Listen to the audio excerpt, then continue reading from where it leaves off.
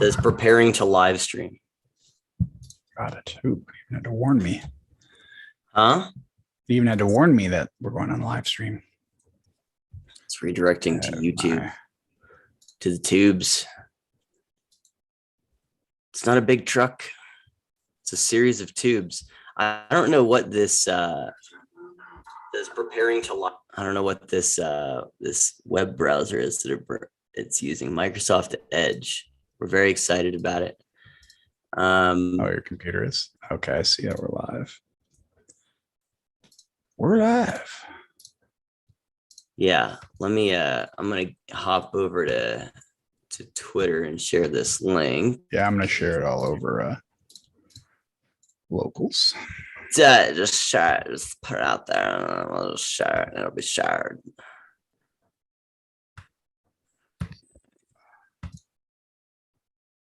Yep, we are live. Link is good. Link is good there, good buddy. 10-4 there, good buddy. All right. All right. Open up the everything.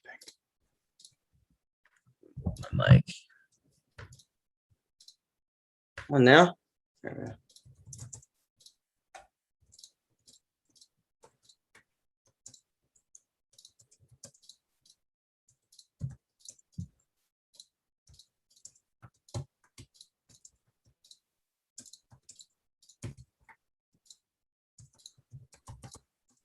Anyone who I just realized, I don't know if anyone's watching or not, but we're just like sitting here quietly. Typing. Yeah, oh yeah. They know. They know. I love that on Bridge of Fantasies. And then her backdrop on Dumpster Fire, she's got like that blow up doll, and then there's like the print up thing just says "We know." All right, guys. If anyone is watching this, we had to do some last minute changes here, so we're sending the links out. If you have any questions over the road to serfdom or just roads in general, Kevin and I are both infrastructure experts, as I think everyone is these days. Actually, an engineer. That. Yeah, and Kevin is an actual engineer. I drive on roads, and so I think that we have pretty comparable experience here in this department. So, ooh, we're up to 5 watches. The 5. 5 peeping toms. Thank you, 5 toms. Got a tom in the back. Saying. This is interesting. Right on Twitter, it says U.S. Supreme Court Justice Amy Coney Barrett's recent ruling suggests that athletes and other students who challenge vaccine requirements would likely fail. Wow. Oh, we're down to 4. I don't blame them. It's probably someone trying to jump on that other Return to Reason YouTube channel. I need to find what that guy does. This comment and be like, you need to knock this shit off. You need to put it 2, Return to Reason 2, like Fast and Furious 2, like Too Fast, Too Furious. For a while, they're just gonna say R2, R5, right? Shorten it, dude. That's the new droid in the upcoming Star Wars Abomination. Yeah. Well, that's funny. Right. Really glad I saw that.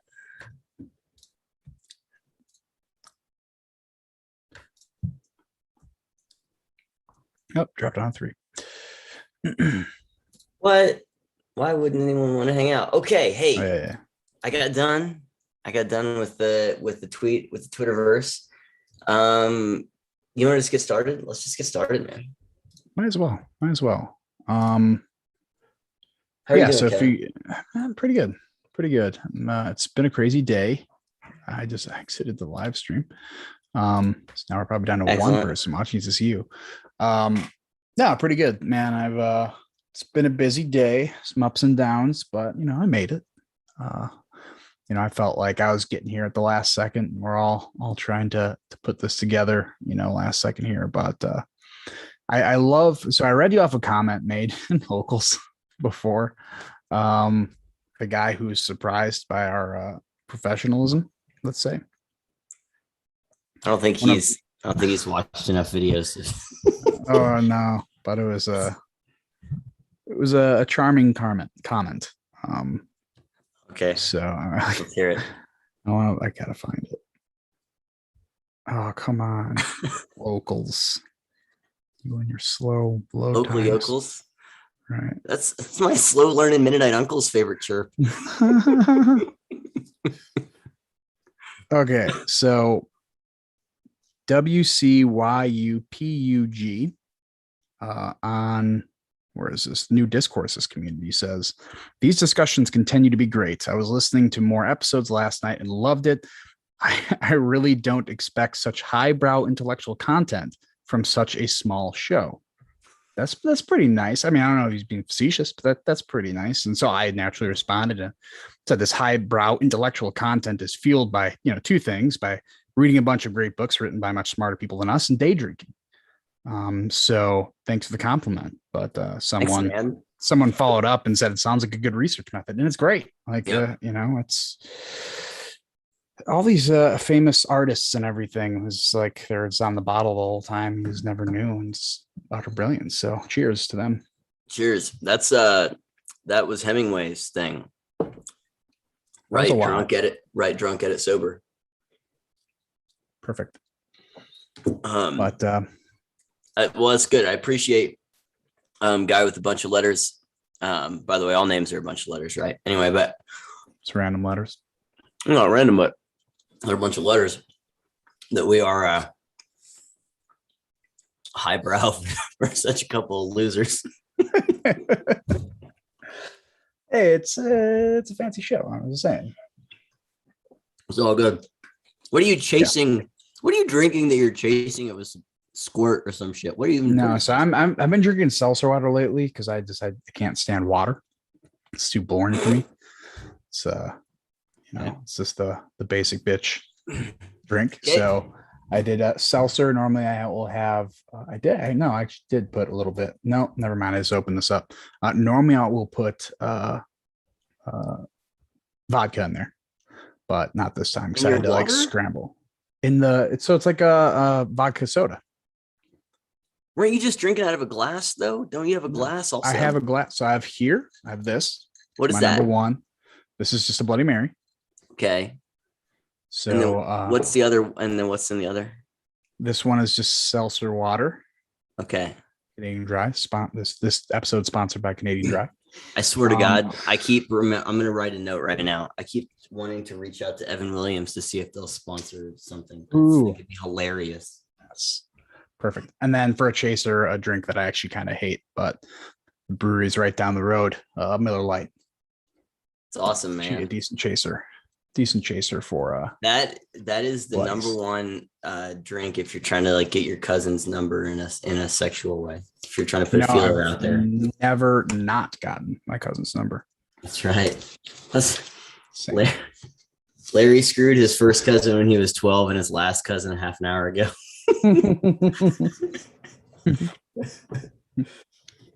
So Kevin, highbrow intellectual content. That's right. This is the South Park when they shoved the giant turd, or they shoved the Emmy into that giant turd at the end. Anyway, so let's talk about the road to serfdom. How many chapters are we in? 10? So we are in 10 chapters. This is actually our 10th episode. The first couple of episodes, we did 2 chapters at a time. So I believe the first and second, well, technically we did the first episode is covering the many introductions, prefaces, and forwards in the book. Yeah. Second episode covered covered chapters 1 and 2, third episode 3 and 4, and then we did an episode each after that. After we found that these episodes get fairly dense, and even if they're not dense, we will make them that way. But in the last chapter we did, which is really, really good, actually, we did it. So we say mid-book review. There's 15 chapters in this book. We're 10 in, so obviously thirds of the way through. Mid-ish, right?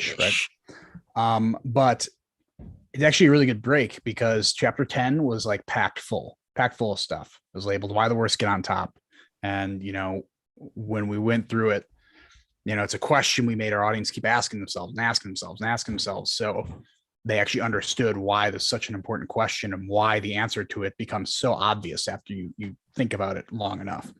Yep. And then this next chapter is going to get into the end of truth, I believe. So chapter 11. So that should be releasing next week, Monday.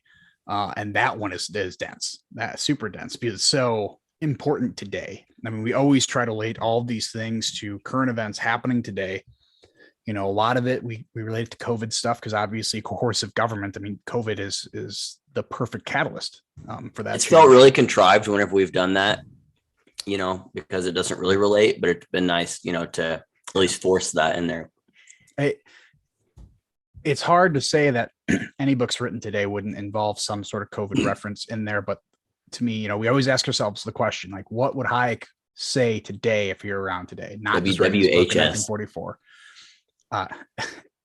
And obviously today I think he would be very clearly using this COVID as an example of, you know, us freely giving away our power and rights, liberties and freedoms for that security, the false sense of security, right? Put on a mask. That is the definition of a false sense of security. I know we're not trying to get kicked off the YouTubes or anything like that, but a Halloween mask. Right.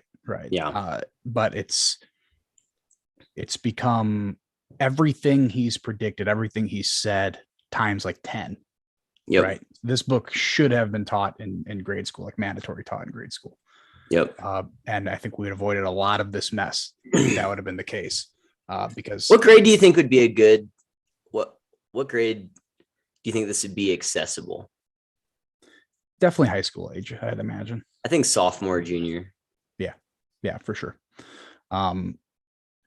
But it's just so important to understand, like, you can't be freely giving away your rights. You need to understand where it's come from and understand, like, Western European countries who have fallen to this stuff before.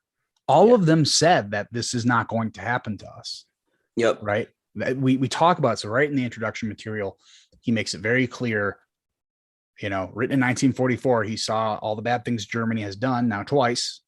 And he's like, it's not the German people. That don't push it off on just saying it's a German thing. It is absolutely, you know, a trend that slowly moves toward a coercive government, especially in the arena of planning, because they think a lack of a plan, a lack of a centralized plan is just random chaos. So, you know, it's extremely important to, you know, look at this stuff and not just say, well, it's not going to happen to us. Like, why worry about it? That's just the worst way you can look at it, I think. So you said you're talking about Western European countries following this stuff. A buddy of mine who lives in Western Australia, she sent me this about the Premier, Mark McGowan. He's going to pursue a zero COVID policy even after his state reaches an 80% vaccination rate. So he said he's not opposed to mandating vaccinations regardless, like no matter what, for anyone, because he wants to get to zero. So again, keep in mind there's breakthrough cases or whatever that you want to call them. Right. But it's like that only happens in a place where people have just got completely like numb or accustomed to, like, I remember who I was listening to talk about how, because this is the thing that I keep, like, I go back and forth on, right? Because there are people who are like, wait, no, I'm not going to do that. Like, no. But there's a lot of people that just go along with this stuff. And you look at Great Britain and you look at so an interesting thing about in America, though, there's a lot of people who are not like the mainstream media and all the left politicians when Trump was still president were not on board with this stuff. And we've seen it in other places where, you know, if it's a right-wing government, the left-wingers in that place, I believe Israel's an example of that they actually will reject it. So it is an ideological issue, but and the reason why I think it's good that, and I didn't mean to derail your stream of thought there, but Hayek dedicates this book to the socialists of all parties. So I think it is important to note right at the beginning that it's not necessarily just the left. It just happens to be the left right now. Totally. that is going to take away your freedom and put you on the road to serfdom. That's the whole part. Don't abandon the road to freedom, right? The chapter 1 says the abandoned road. You're abandoning the road to liberalism. And you're now, the second chapter is named The Great Utopia, I believe. And you're trying to get And on the it's road. not just abandoning the road to somewhere, but the road that's brought us somewhere. Right. It's abandoning the road that built up this prosperous society. So, my point is that because you're talking about all these authoritarian like measures and stuff, and it's like that's happening. That has like, and there are these places in Europe, in Western Australia, in New Zealand, on and on, where people are like, okay, I guess it's okay. People are going to get arrested for a Facebook post, and there just doesn't seem to, and they're okay with like, I don't know. And these are also places where the citizenry isn't armed.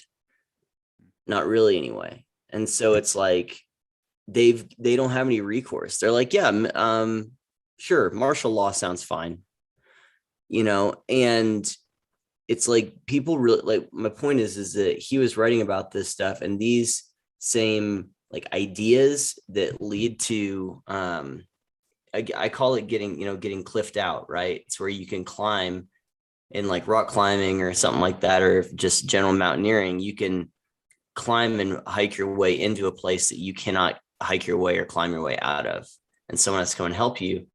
And that's what people can do. And so people are, I was talking to someone yesterday and they were saying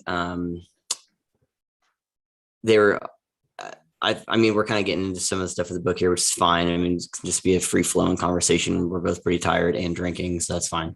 Happy Monday. But but they were talking about how when now that people aren't on board with some of this stuff, the government is resorting to coercion and force, and that's like going to make people go, no, absolutely not. Like they're going to see it. And my point was, okay, some people, yes, but other people won't recognize it as force because it's like they've already done the thing. They're already complying. So it's not force that applies to them. It's only force that applies to other people. Right. So it's like, I don't feel forced because I've already said fine. Like, yeah, I'm doing what you want me to do. CNN just, there was a thing, I took a screenshot of it. My phone's over there, but that I saw while we were waiting to set this up. Oh, yeah. Sorry. I did like 600 jumping jacks before we started. Anyway, but literally this is how hyperbolic is this article. It said it was easier to donate my kidney or donate a kidney to my husband than to protect him during COVID. And it was about how all the unvaccinated people are making it where she's worried her husband's going to die at any point in time. Right. And so it's like, those are the people who are already complying, who are like, no, I already did the thing. So I'm not worried about my freedom being encroached because I've complied. You need to force them to do it. And so it's not just about recognizing force, but it's recognizing force specifically on the other people and caring about that. Like maybe, I think I can speak for both of us that if, regardless of who was in charge, if people were trying to apply coercion to even people we didn't agree with ideologically, even if it was something we wish that they would do, we would not, like, let's say a kid wanted to wear a mask in school and, it wasn't required and most people didn't. Like, would you be on board with the school saying, no, you have to take that off? I probably wouldn't, to be honest. I would say that's between them and their parents. Mm-hmm. But unless there's an actual, if it's just because you want them to, I would say no. But most people don't recognize, they're not, I don't think, well calibrated to identify coercion because they're so well calibrated to comply in the first place. Yeah. That makes sense? Yeah. I mean, there's a good quote that I'm not going to try to find right now, but in one of the later chapters, that goes over that. It's like when you start to build a society that gets used to these collectivist policies, these planned policies. And then a little bit, I think we need to go through planning and liberalism a little bit, like we go through at the beginning of every recorded episode. But when you get the population society used to those those collectivist policies, they don't value that freedom and liberalism anymore, because you got to remember, like Hayek puts so often in the book, that freedom is a risk and responsibility, and it is not the default condition of the human being. You know, you read the Gulag Archipelago by Solzhenitsyn, he makes it very clear that we were, you know, taken for tenors and you know, thrown in prison, thrown in the gulag, not because we wanted to necessarily, but we certainly didn't want freedom. So we got what we deserved effectively. That's how two officers are able to go into a building of 100 people and just carry, you know, take people out with no restraint or, you know, any pushback against them. It is not the default human condition. And that is because it is a lot of risk and it's a lot of responsibility. You have to, and when you redefine the term freedom, like I did put something in, you know, the notes about redefining the word freedom to mean something and it's not. And it's, you know, freedom from circumstance is effectively how the planners sell that to you. It's like, you don't, you know, if you get dealt a shitty hand, that shouldn't be your problem. You know, that shouldn't be your fault. It shouldn't be your problem. Instead of, you know, the more liberal, you know, the liberal, the way Hayek uses liberal, of no, you're in charge of your own circumstances. And by allowing you all this choice and the ability to try harder than everyone else and improve your circumstances, you now are able to do it yourself rather than having to do it at the grace of a centralized coercive power. And people are just not comfortable with that anymore. They're like, well, this coercive power is looking out for me. Unless, you know, my guy's not voted in, then, you know, we got to impeach him because he's got too much power because we gave him all that power.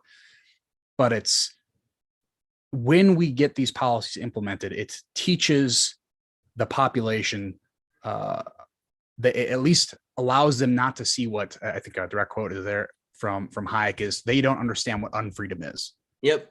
No, he says know? It's only because we have forgotten what unfreedom means, I think is how he phrases it. Yeah. Yeah. But it is teaching freedom out of the population. And that's why democracies fall is they get so used to it and then the slow policies start to creep in because, you know, again, very uncomfortable with no planning. It's very uncomfortable to know that it's just a bunch of random people, you know, exchanging information with each other, called the free market, where it cannot be, well, it can be regulated, but it feels uncomfortable and it's not regulated because all these rich, evil people could do whatever they want. And you feel like you're out of control and you're responsible for all these people. And that's why you implement the policies. And then you get them dependent on those policies and they just grow and grow and grow. And then, as we talked about in the most recent episode, that's when the worst get on top because as you explain it, that's the only logical conclusion. 100%. That relationship. Yeah, that whenever you mentioned like these traditions and how like the policies and stuff like change the way people think about this stuff. So in the beginning of in the introduction that Caldwell writes, you know, he talks about how Hayek said a strong tradition of political liberty is no safeguard against tyranny. New institutions can undermine that spirit.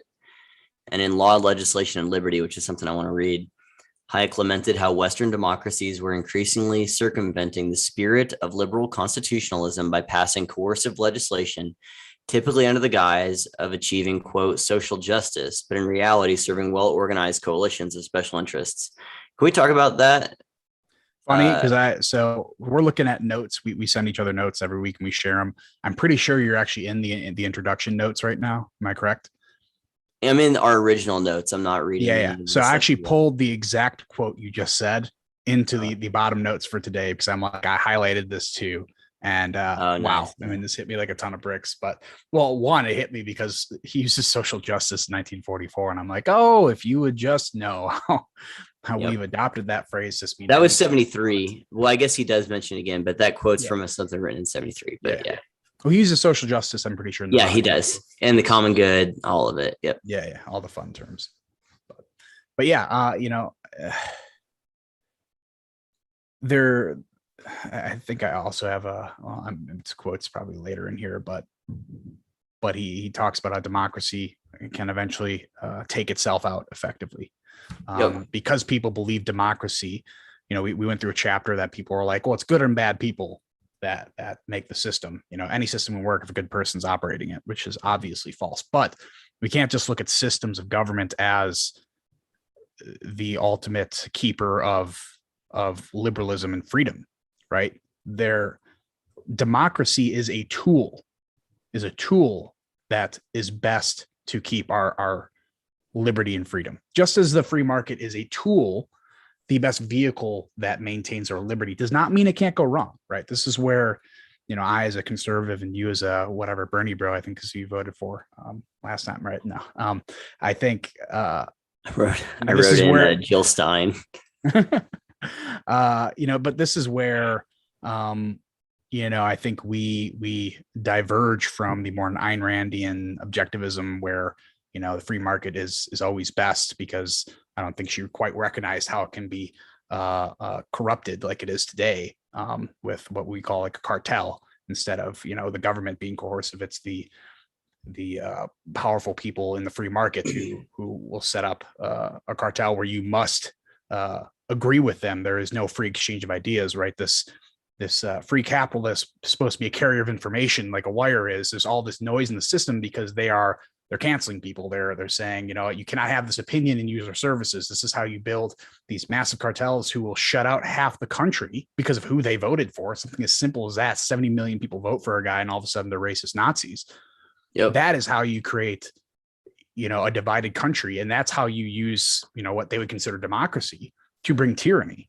And that's what we're seeing today. I think, though I'm obviously a large advocate for a free market, but something like social justice is something that corrupts the system. It gets in there, right? If you have social in front of justice, it's no longer justice anymore, right? So I think, we need to identify those terms and see how they're corrupting institutions. And there's so many, people on my side, the conservatives are like, well, it's free market. You got to let them, do their thing. It's like, well, no, it's no longer free market anymore. The free market is the best vehicle for liberty, but sometimes that vehicle goes off the road and you got to help it get back on. And I think that's when people need to stand up for principles and use these kind of Hayekian ideas to make sure we stay on the road and don't abandon it. Yeah. Where do you like in terms of what we've read so far, it seems like he's only recently, so much of this comes from so let's make a distinction. Sorry, I'm just thinking about this. So there's the state and there's the citizenry, right? And he kind of only vaguely addresses the way idealistic people within the citizenry kind of create socialism in the state, or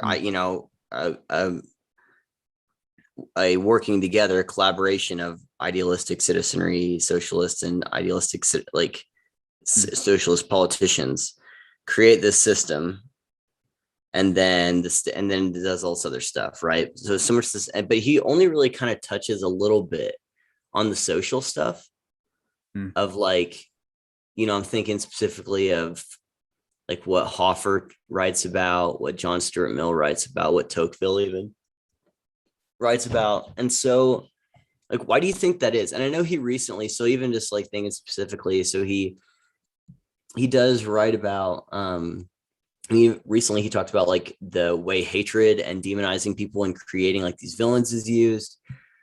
And I feel outside of the stuff in the very beginning, when he talks about how he does talk about intellectuals, right? And experts, that's correct. And how these people who are just so quick to get things done, and they see the framework that created this system of prosperity more as a hindrance than as the fundamental thing that made it in the first place. But why do you think that is? Why do you think that he focuses so much? Do you think that Hayek had a blind spot to the role of the rabble, basically, or do you think that he just only thought about it in terms of the state? What do you see what I'm saying? Yeah. Well, I think his perspective may have changed a little bit on that if you're around for social media, because this amplifies that's a good point. Rabble you call it, but I think the instruments of power and the public square in 44 is very different than it is in 2021. Totally. Where the public square is just someone on a soapbox yelling loud enough, and a lot of these people are just kind of uninformed, and sometimes there's an advantage of being uninformed and not giving your opinion. But now everyone gets an opinion no matter how well informed you are, and everyone believes that they're so well informed because they have the Google machine and they can just look up anything they want, but they don't care about the sources it comes from. So I think I don't know if he understood how powerful this kind of social pressure would become. The people who aren't the experts, the people who aren't the people in power, the non-politicians, the everyday person who is indoctrinated by media. I mean, he obviously understood how propaganda worked, Yeah. but propaganda is only multiplied since the propaganda has such efficient ways to get out there. And now I think you see a struggle with the people in power because they want their propaganda to get out there, but now there are so many streams of different information that they have to shut down those alternative streams to make sure that, you know, their version of propaganda is the only thing being heard. And I think you see the powerful struggling with that right now. But I'd say, to answer your question, the power of social media to amplify all those other voices, I don't think that was possible to imagine in 1944, or really up to 1994, the last time I think he wrote an introduction to the book.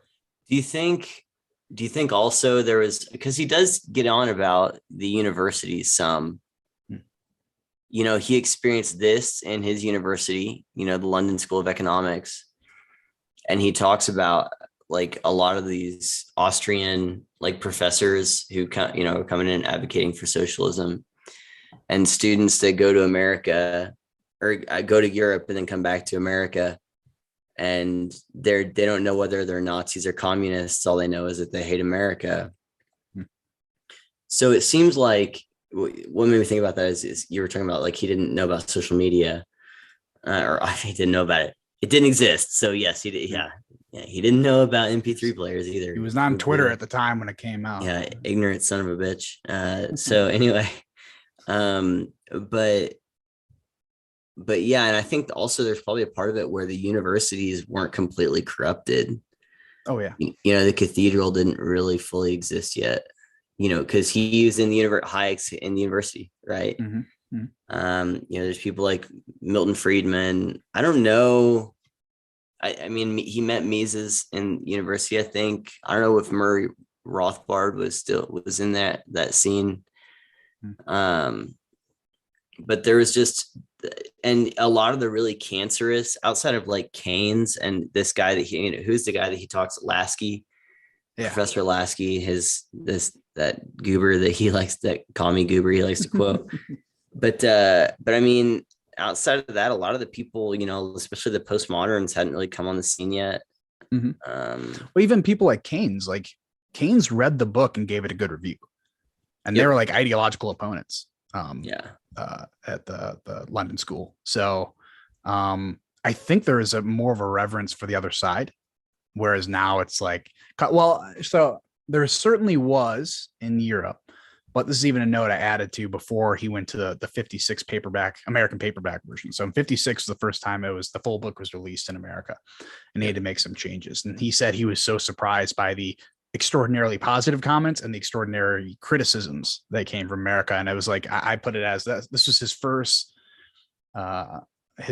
dose of the hyper partisanship politics in America. And he was like, wow, information travels fast. It's harsh criticisms. And what he didn't like about it, though, was the conservatives were the ones who liked it. They championed it. And he's like, I swear half these people didn't read the book. They just know free markets. Yeah. We're going to push it as much as we can. The left on the opposite side, the people who were liberals, also didn't read the book. Yeah. We didn't read the book. The Road to Reactions, one, book I kind of want to read after this. It's full 200 pages. So I don't know. I mean, I've read How to Be an Anti-Racist. So sure I can struggle through that. Just find clip notes, man. Read the Wikipedia on it. Yeah, right.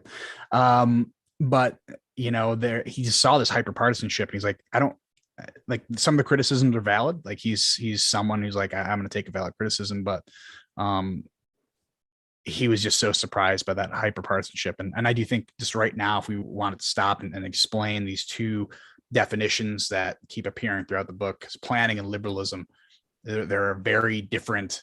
Well, planning is something that we just don't hear a lot about now. And he said in the book, planning, which is like kind of, it's not the precursor to socialism, but the word they use to soften up socialism, right? The word they use to soften up socialism now is democratic socialism, as if it changes anything. Where planning is just, the buzzword they used back then, which is just to plan your life, to plan, they claim it's to plan the economic sphere, but you have the rest of your life to yourself, where it's going to take care of your food, shelter, and clothing, right? So those bare essentials that you don't have to worry about, we'll take care of that stuff. But they didn't understand that those spheres do not coexist independently. They are completely together. And if you control the economic sphere, you will inevitably control everyone else's life, because that economic sphere, that your ability to get a job, your ability to move up and down in your job, that provides a lot of meaning to people. And just depriving them of that choice, which also provides meaning to everyone else, is going to, create a populace that is just not ready for responsibility and risks of freedom. And then you have liberalism, which is, I can just read it through here. He said, I use throughout the term liberal in the original 19th century sense, in which it is still current in Britain. In current America, the usage is often means nearly the opposite of this. It has been part of the camouflage of leftist movements in this country, helped by the muddle-headedness of many who believe in liberty, that liberal has come to mean advocacy for almost every kind of government control. That is totally true today, right? That's the origins of the word libtard, which I absolutely hate. It's a horrible, it's nails on a chalkboard to me when people use that word, because they're abusing it, right? There's nothing liberal about the people you're calling who are advocating for socialism. And so he goes on to say, I'm puzzled why those in the United States who truly believe in liberty should not only have allowed the left to appropriate this almost indispensable term, but should have assisted by beginning to use it themselves as a term of opprobrium. This seems to be particularly regrettable because of the consequent tendency of many true liberals to describe themselves as conservative. So he hated the fact that people like me, who are probably more on the liberal spectrum as he would define it, have to define ourselves as conservatives, because conservatism means different things in Europe and the United States, really to conserve founding principles. So to me, I would say conservatism is an accurate way to describe liberalism in America, because that was part of its founding, and you want to conserve the founding. So, I have a little disagreement with them there. But when we use the words planning, when we use the words liberalism, you have to use those definitions to understand what Hayek is talking about. Yep. No, that's really good. So I was like, okay, there's a couple analogs that I think are good for a contemporary context for planning. And I just went to Bernie Sanders' Twitter. So a few of the words that I think you can tell me what to think: take bold action, lead, do something, take action, invest. We're going to invest in doing this. Human right. Anyway. But aren't those all the opposite of inaction, though? And we've talked about this in the previous chapter. People just don't like inaction. Yeah, it's a bad thing, right? Yeah, that's what we talked about the other night. Can we get into that thing, even though it's not directly about this, but it's what Hayek, I think, is identifying. Mm-hmm.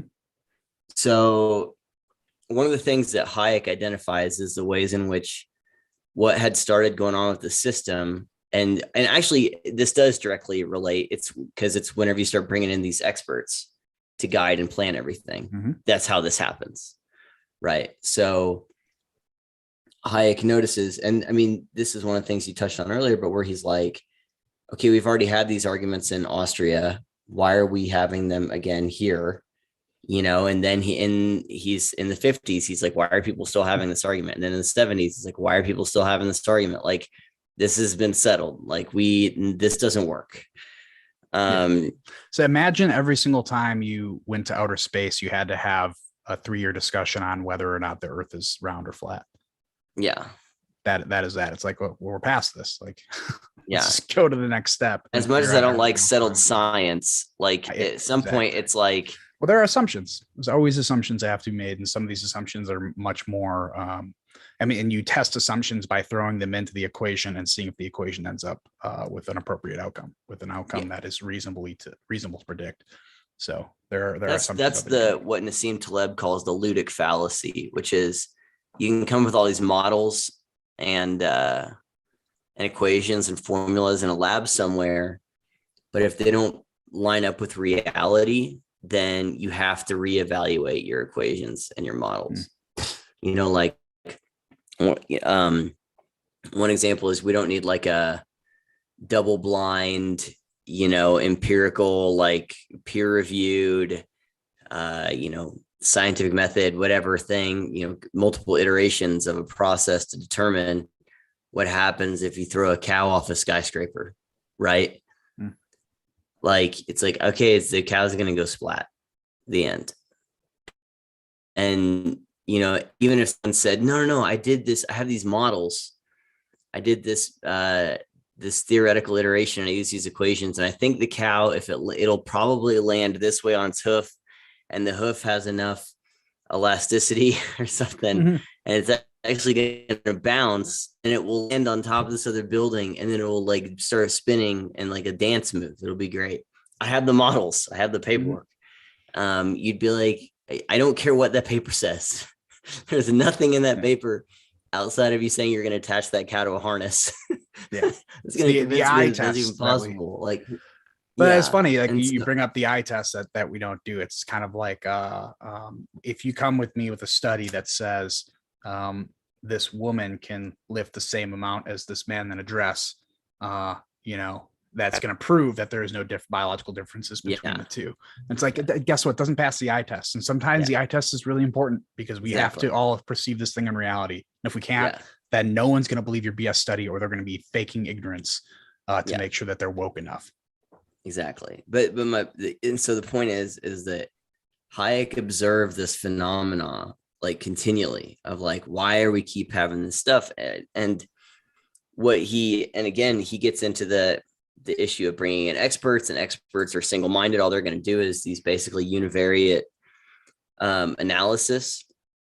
Who was the guy who wrote Economics in One Lesson? Henry Hazlitt. Yeah, Hazlitt. And so like Hazlitt's like, you can't just look at the thing that you're trying to impact. You have you got to look at everything else around it too. And so I think one of the things that Hayek was noticing and gets into, again, he understood it with the experts.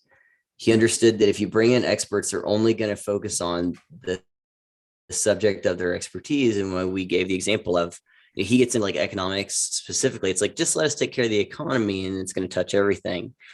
And we could do the COVID thing where it's like, no, just take care of the virology, or let us just take care of the virus. And it's like, okay, it turns out that you can make that impact everything. There's no limiting principles here.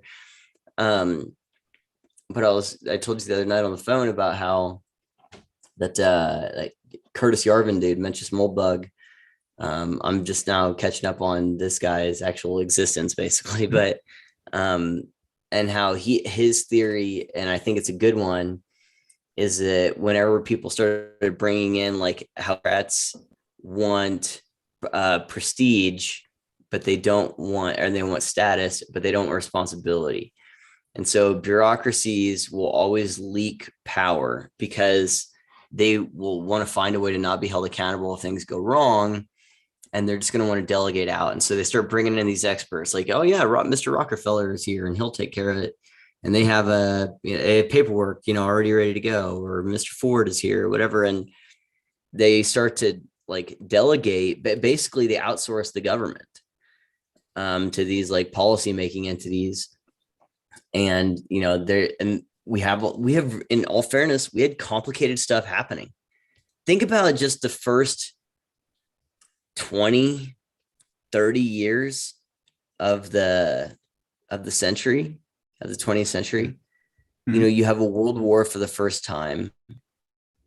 You're starting to see things like automobiles and airplanes, and you have a stock market crash, and you're starting to see fascism.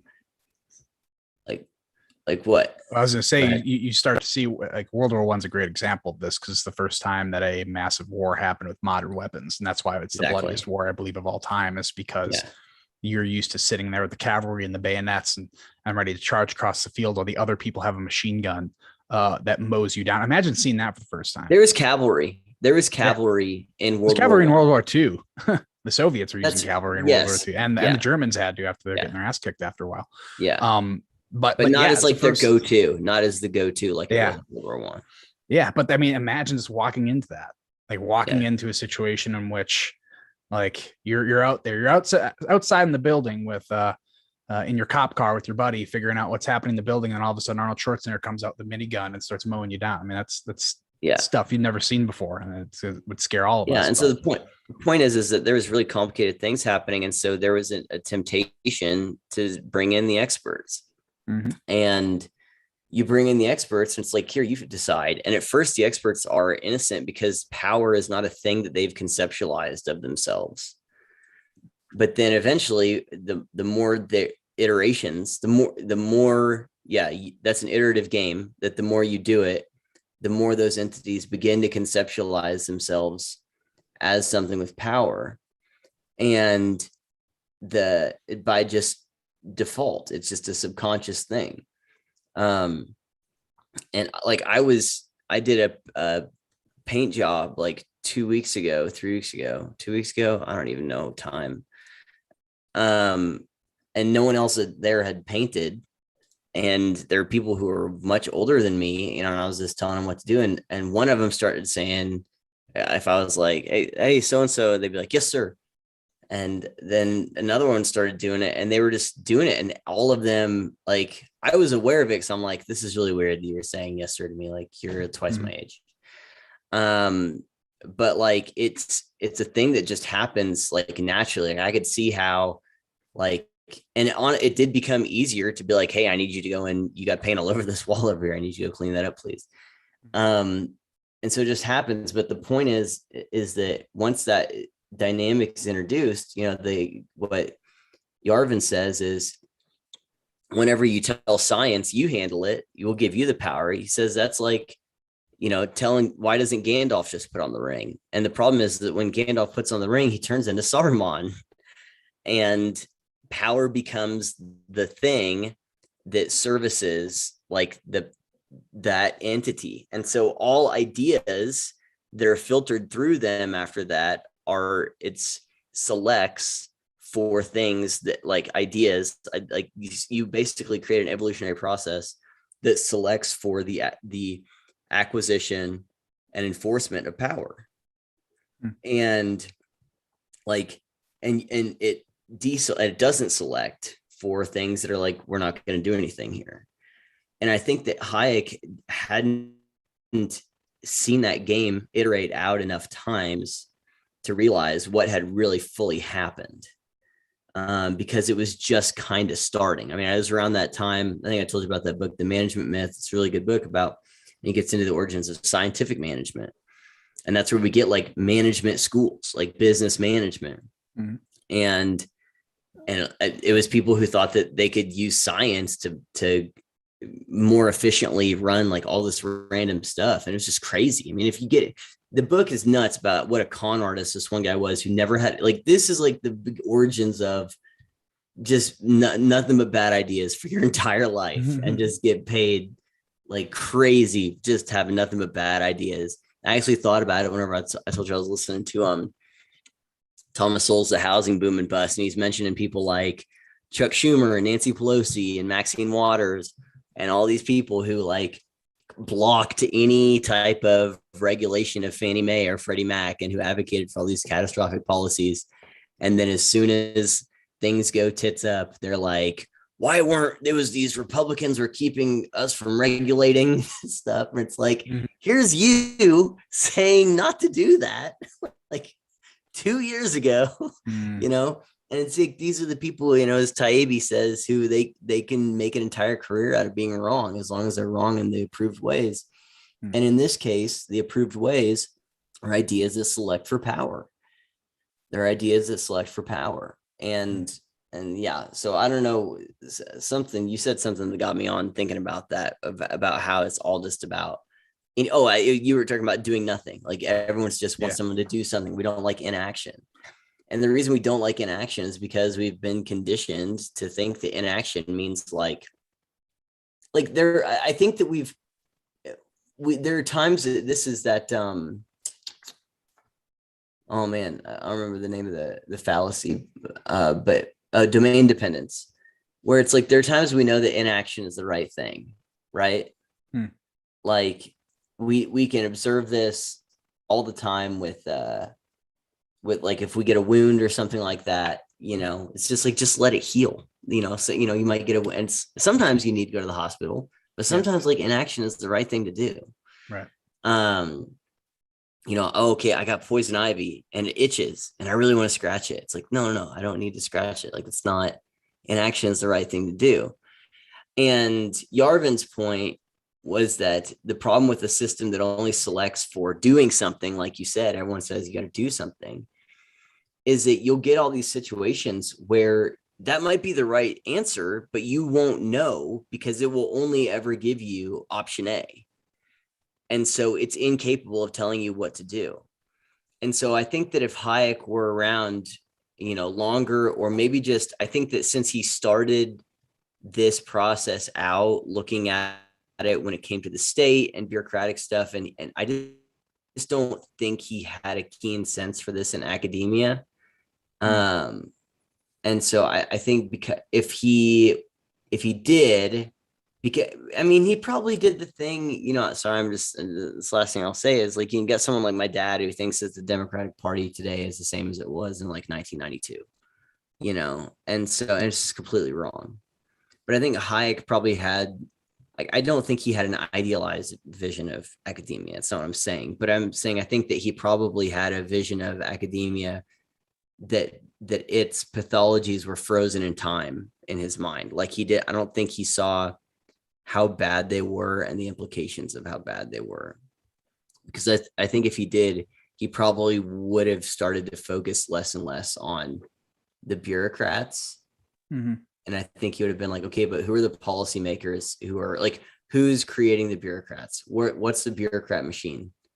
Like, not the machine that bureaucrats operate, but the machine that creates bureaucrats. Like, I think he would have went back and focused more on academia otherwise. Do you think it's kind of like, I forgot what founding father said that Sylvester Stallone. Yes. He said, Adrian. No, it was this country is built for a moral and religious people. This is Adams. Adams, yeah. I think that was like an Adams assumption. or Jefferson is one of the two. Yeah, Adams or Jefferson. But right there in that statement, it was an assumption that we would maintain, I think, tradition, that we'd maintain, I would say, more Christianity, to be more overt about it. And I think they're like, in whomever Adams or Jefferson's head, was like, well, why would you turn away from this thing that gave you all this prosperity, that made this possible? Why would you turn away from it? And I think it was maybe it was John Adams. Yeah, maybe it was naivete or something that led them to think that we would maintain this kind of core foundation. And if they were around today, they probably say, "Oh wow, we were wrong. They weren't going to maintain this moral and religious people part of it to kind of uphold their end of the bargain." So I think, to me, that was kind of like Hayek being like, academia, yes, I see all the problems with the young ideologues. They're always going to want to try like the new thing, even though it's been tried 100 times. But they're still going to have that core principle of, we need to prepare people for the real world. There's a reality out there. And if we do not start pumping out people who are ready to take the prosperity that we have today and start moving it forward, the university would crumble and fall into nothing. And I think maybe it was that idealism that led him to thinking like, okay, I don't think all universities are going to go the way of, the way that they are now, effectively, that they don't prepare people for the real world. They're more terraforming reality to make people think that there's certain things and assumptions that are correct that are just not correct, right? The assumption of the great philosopher LeBron James of if you're a person of color and step out your front door, you're being targeted. He hasn't read his works. You're being targeted by the police. Like that is something that you have to terraform reality in order for you to understand, because we have data that would support that evidence if it were part of actual objective reality, but it's not. So what they do is they kind of terraform reality. They make people believe that this is the reality they're walking into. When you walk out that front door, a police officer's got a gun on you immediately at all times, waiting for you to slip up. That is something that I think the university is teaching in a lot of different ways that has completely corrupted the institution, right? We talked a couple of days ago, it's got released, that Ember conversation If you guys don't know, Truman and I are part of an Ember Roundtable with James Darian of Computation Constructs and Dr. Carlin Bursinko. Yeah, Dr. Carlin Bursinko. Yeah, I forgot for some reason. But we had a conversation about the load-bearing structures of society, and the two we talked about there is comedy and sports. Yep. Which are, I mean, listen to the conversation. I think a lot of you who are probably listening to this now is like comedy and sport. Why are those load-bearing structures? They are, believe me. Listen to our conversation if you want to learn more. But the one that we didn't get to is education.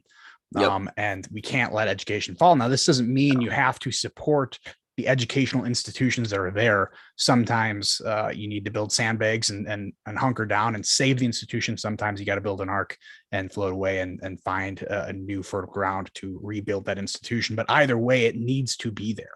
Yep. We can't just abandon any form of education. Now you can take that regular, public school education into homeschooling, and that's going to probably be a lot better for literally everyone. But you can't just let the institution fall. And, I think Hayek might have been thinking it's like, yeah, there's some crazy wackos in this higher education space, but why would they just let the institution fall? Like they know it's a load-bearing they know it's a load-bearing structure of society. Why would they let it fall? And they were completely willing to do so, even more so now. Again, it's another one of those things we always ask ourselves every single episode. Like, what would Hayek think today if you're around today? How would he change some of his modes of thinking here? And there are a couple areas that I think we spotted that he had changed for sure. Oh yeah, I mean, dude, even someone like Jordan Peterson in that Yeonmi Park interview, one of the things that had him crying at the end was he was like, I think his exact words were, "It's not easy for me to see what's happened to the higher educations and to the universities and academia." He said, "It's not easy for me." Because he loves and cares about the university. So even someone like JP, within the last few years is like, I can't believe how bad it's gotten. So, I mean, go back 70 years, of course you're going to get, it's going to be like that. What's been one of the things for you that has so far, like whenever you think about this book, like so far, what's been like the things you're like, son of a bitch, man, how did he know? How did he call this? Like, how is this flown on the radar like this? Like, is there any like specific quote or idea or chapter or anything like that? You're just like, this is so brilliant. Why is no one talking about this? Like, this is so prescient. You know what I mean? Yeah. Like, what's it been like for you? Like, even just going back through this. So we've talked about this before. If you want to get my answer on that, read Orwell's 1984. Read Animal Farm. Orwell said that Hayek was an inspiration to him when writing his books, and he put some of his ideas into action. And it is a few key words that are out there that have been redefined in his time that we still see redefined today, and the ball just keeps moving on him to make sure that the advocates of planning, or what we call the advocates of socialism or collectivism, whatever you want to call it, really what we see in the movement of the modern day left, although again, it's certainly on all sides or in all parties, but just the changing over these words. So one that we see today all the time, and I found the quote here is, beware of the promise of equality, right? We hear equality all the time. It is the quote here: democracy and socialism have nothing in common but one word, equality. But notice the difference. While democracy seeks equality and liberty, socialism seeks equality in restraint and servitude. This is them saying, we want you to be equal, but because of all these, the bad white man holding you back or the bad oppressor holding you down, we need to make sure to plan their lives as well to make sure that they won't allow you to hold you down. And by that, they're taking away choices from people who are against you at the time, but eventually they're going to turn their power on you and say, all right, we need to control your actions because obviously we don't want you oppressing someone else, because we will come up with another oppressor class to make sure. I mean, that's why you see these oppression Olympics that start, at the top level of, sometimes it's gender first, women are oppressed by men, and then black people are oppressed by white people, and then fat people are oppressed by skinny people, and then disabled people. Like, it just keeps going. They're going to keep going down that oppressor class to make sure that they can control your life now, to make sure that everyone's equal for you. Another redefinition word is freedom. Yep. Yeah, I have here another quote. The new freedom promise was to be free from necessity, released from the compulsion of circumstances which inevitably limit the range of choice of all of us, although some very much more than others. The demand for the new freedom was thus only another name for the old demand of an equal distribution of wealth. Heard Yep. that a million times before, right? But the new name gave the socialists another word in common with the liberals, and they exploited it to the full, right? Because they want to bridge Yeah. these really, really good words like liberal, like freedom. They're going to appropriate those to make sure that people who understand those are good words, they're going to reappropriate them to for their own personal gain, because they know who's going to fight against liberalism. They did it to racism. Who's going to say I hate people who are against racism? But now that's like something you have to say. I don't like people who advocate for anti-racist policies, and they're like, oh, so you want to be racist? Like, no, it's just their redefinition changes everything about it.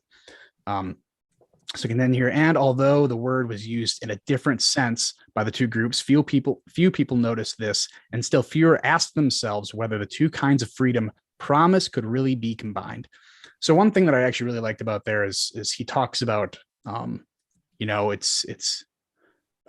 it's not a new demand. This is not new freedom. It's just a very old demand. It's a very these self-described progressives are not trying to progress. They're actually regressing. They say they're trying to progress past the postmodern, right? They want to be postmodern. They want to be post-Christian. They want to be post-capitalist. But in reality, they're actually advocating for pre-modern, pre-Christian, pre-capitalist societies, pre-liberal societies. They're actually trying to go backwards. They're not progressive. They're regressive. And by them appropriating these terms, I mean, these are two of them right here. You have equality, you have freedom. He's got privilege in there, which privilege is like the actual definition of privilege is someone getting an unfair leg up via an actual open rule, right? So you talk about privilege in Jim Crow South, white people had a privilege because it was written there in the law. They actually had something over someone else, where privilege is redefined today as if you happen to have parents who did really well in their career, now you're privileged because you end up at a higher starting point than someone else. That's not actually real privilege if you're under the same rules as everyone else. But there are countless examples of redefining words that we see here in 1944, and now we're rediscovering again, in the 2020s, and being like, oh, why would they do this? Well, they did it a while ago. Hayek warned us of it, and it should not be surprising anymore. Yeah. So, I mean, just to recap, is it the language stuff then? Yeah. I would say, I'd quite literally say all the stuff that surprised us in these Orwell novels is the stuff that kind of comes from him. It's the stuff that he built out the logic centers of. I liked Hayek. I liked him immediately because you were the one who read the book originally. You recommended to me. I read it, and the first thing I thought is, my favorite author of all time, right up behind me, Thomas Sowell. I think he's terrific, but it's because I'm an analytical person. I like to see the data laid out for me. I like to research the data. It's just fun for me. He would hit people over the head with data and information, but Hayek was like the logic center of his brain. He talked a lot about Hayek. He referenced him a lot. So I said before I ever read this book, I feel like I've read a lot of it through references in other books.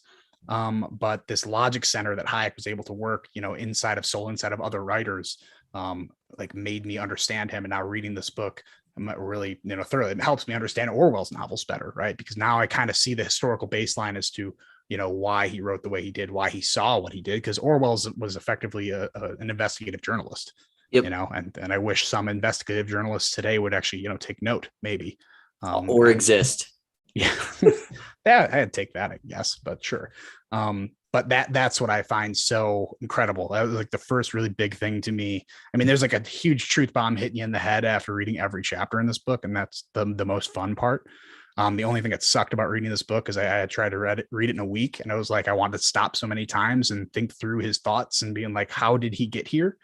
And a lot of it was stopping. I'm listening to the audiobook as I'm walking my dogs, which, by the way, audiobook, if you have an Audible account, is for free for the Road to Serfdom. But and a lot of Souls books, actually. A lot of I'm surprised to get them while they're there because I can't imagine they would be there for that long. But man, so many times I had to stop and be like, how 1944, how did you do that? Did he have Google? I don't know. I don't understand how he was able to see this stuff before everyone else did. And to me, that's just incredible. How observant he was. And I think that's what we need more now, more observant people, observant in reality, not their own version of reality. Yeah.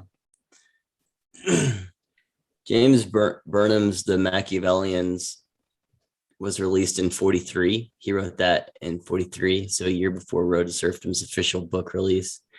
He gets a lot into the switcheroo of language. I think for me, there's a few things. One, I just think like I like lenses for viewing situations. Just think about like Thomas Sowell, like as opposed to what, what are his three questions as opposed to what, according to who, or what are the ones he asks? I forgot all three of them. I know. I don't remember totally. Okay. To dive back into Soul. Sorry, I've read Kendi, Michelle Alexander, and the other guy. New Jim Crow. No, the other dude that faces at the bottom of the well. That guy. So I've read him between. Derek Bell. Derek Bell between the last time I wrote Soul. So I've had several dead brain cells along the way. So sure. My recollection of Soul is going to hopefully come back to me next time. Soul gives you he gives good lenses, like as opposed to what? I mean, that's what Henry Hazlitt's Economics in One Lesson, right? That's a that's a lens for viewing things. And I think Hayek establishing a baseline, yeah. Yeah. And so I think Hayek has like some really good lenses and paradigms for situations. Like the consensus versus coercion one is huge for me. I think just the interconnected nature of things, like just let us control the economy, and then seeing how all of those are connected has been big for me. I think the natural progression of some of these ideas and that why the worst get on top, I think is really good. Just like Yarvin talks about, like, here's the progression of the system. Once it happens like this, it will only ever operate like this. It will only ever do this. It will only ever select these kinds of ideas. And I think this, what Hayek lays out here is similar, where this will only ever do this. It will only ever produce this thing. Like this ideology, this collectivist ideology will only ever produce this thing. And I really appreciate that. The question I was asking myself a lot is not only why would they produce this thing, but the question to me that really hit me across the head is like, why wouldn't it produce that thing? That's good. Like, why would you think there's any other logical conclusion to what's happening? Perfectibility of man. That's what the people who advocate for this stuff, they believe in the perfectibility of mankind. It's insane. It's absolutely insane. And so I think that, that's a whole other topic, but the point is that I think that has been a big one for me. Also just some of those, I think quotes are really important sometimes. And like whenever he's quoting people at the beginning, I think it's in chapter 5 on democracy and planning. I think that's 5. When they're talking about how, we'll have to see, what happens if we're in the middle of implementing socialism and people vote us out.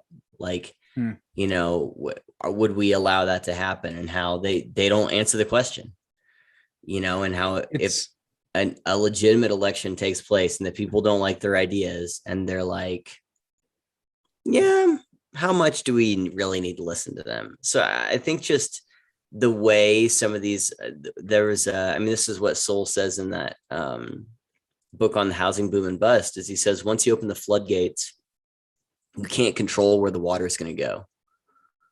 It's just going to do what it's going to do. And these people like open the floodgates on power, on this massive centralized power. And they think they can control and direct what happens after that. And they just can't. It's just so naive. And that's the thing that the last thing I'll say is just that naivete and the hubris. You mentioned Keynes earlier. There's a quote. I went back. I don't remember what brought me there. Like maybe like a week ago, I was listening to a chapter in Soul's Knowledge and Decisions. And he literally opens it up with a quote from Keynes, where Keynes is like, we were convinced by nothing other than the rightness of our ideas. We ignored everything. And it's just some statement like that. I'll have to find it. But I'm like, that is one of the most arrogant, idiotic statements I ever heard. It was like, we were just going to go because we thought we were right, and evidence be damned. Moral basis versus moral results. Yeah, exactly. And so I think just those lenses of like, you just have to ask these questions and think about the progression, think about the logical conclusion. What's the logical conclusion whenever you do this? And he just understood so well the logical conclusion of these pathologically like stupid ideas that completely ignore the past and the road that brought us to all this prosperity. He understood that about, or he understood, one, what brought us here, and then two, how dangerous it was. Sorry, I'm really tired. I think I told you I stayed up all night painting, and then I took a nap inside of a closet and for a couple hours, and then got up. And so for those of you listening to this, Truman had to come out of the closet to get on this live stream again today. Appreciate it. Right? Yeah. Wasn't I recording something in a closet? One of our episodes, our Road to Serfdom's, like maybe 3 weeks ago. I was in that closet of my in-laws. I think so. Anyway, wherever we can find inspiration for highbrow intellectual discussions, I think that's right. We'll take it. Bathroom, closet. I hear the gays are very enlightened and culturally advanced. So I'm trying to inhabit that space without inhabiting that space. But yeah, those are some of the things for me. Yeah. I mean, to tease out this, because he talked about this in chapter 10, why the worst get on top, the moral basis versus the moral results. And I could read a quick quote here. The moral basis of collectivism has much been debated in the past, but what concerns us here is not its moral basis, but its moral results, meaning effectively your intentions are irrelevant. The interaction between morals and institutions may well have the effect that the ethics produced by collectivism will be altogether different from the moral ideas that lead to the demand for collectivism. So they have this demand for collectivism, right? We see poor people here. We're in a really prosperous, rich society. Why is there poor people still in America today? This is this moral basis. It should be immoral to allow people to sleep on the streets, to not be able to feed their kids. This is immoral. This is immoral. Yeah. Redistributive policy. Yeah. Right. The war on poverty, all of these different things, these different policies, the collectivist policies, right? The moral basis for collectivist policies end up producing more poverty, more dependence on government. It didn't lift these ships that were sinking toward the bottom of the ocean. It just sunk all the other ships down. Yeah. Is that a moral result? It's not a moral result. You created more poverty. You created more reliance. People are no longer in control of their lives. They have less choice. They have no ability to get themselves out of this hole they find themselves in. But we still claim, well, it was moral for me to start the war. It's moral for me to get in the fight. It's not my fault that everyone got shot in the face when I jumped in there. Right? It is this complete misunderstanding. And that was another part that ends that last chapter. And I know it's chapters in my head because the last one we reviewed together, but the words get on top when the ends justify the means becomes the supreme rule. So what it says here is, quote, the principle that the ends justify the means in the individualist ethics is regarded as the denial of all morals, right?